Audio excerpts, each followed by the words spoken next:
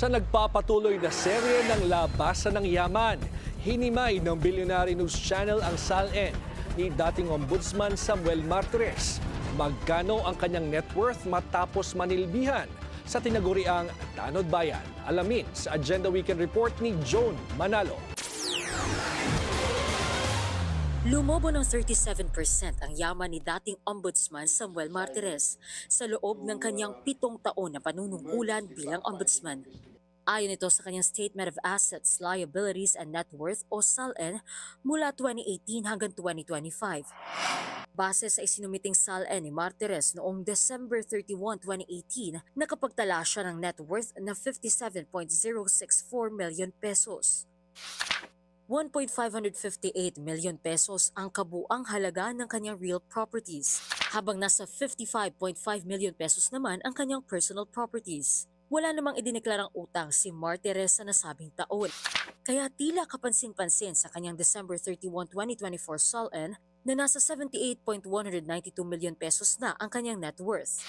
1.558 million pesos pa rin ito ay kanyang real properties, habang 76.634 million pesos naman ang kanyang personal properties. Ibig sabihin, mahigit 21.128 million pesos ang itinaas ng kanyang net worth mula December 2018 hanggang 2025.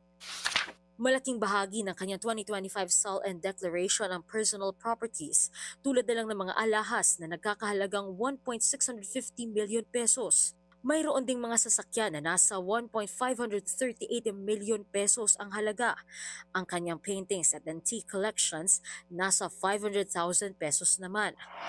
Idineklara rin niya ang cash on hand, bank deposits at mutual funds na nasa 48.300 million pesos at mga naman ng corporate shares na nasa 23.500 million pesos. Sa usapin naman ng real properties, halos mga bahay at lupa ang nakalista sa SALN ni Martires. Mayroon siyang residential lot sa Rizal na nagkakahalagang 150,000 pesos. Nakalista rin ang 2 residential house and lots sa Quezon City, isa sa Northern Samar at isa sa Baguio City. Isang agricultural land din sa Samar ang idineklara ni Martires sa kanyang SALN. At katulad noong 2018, wala ring idineklarang utang si Martires sa kanyang 2025 SALN. Matatandaang sa termino ni Martires, humigpit ang proseso sa pagre-request ng SALN ng public officials na nasa repository ng Office of the Ombudsman. Dati ay kinakailangan munang makuha ang permiso o consent na nagmamay-ari ng SALN bago ito ma-request.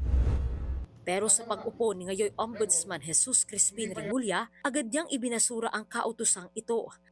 Kaya bukas na sa publiko ngayon ang SALN ng mga government officials, kabilang na ang kay Martires. Para sa Agenda Weekend, Joan Manalo, Billionaire News Channel.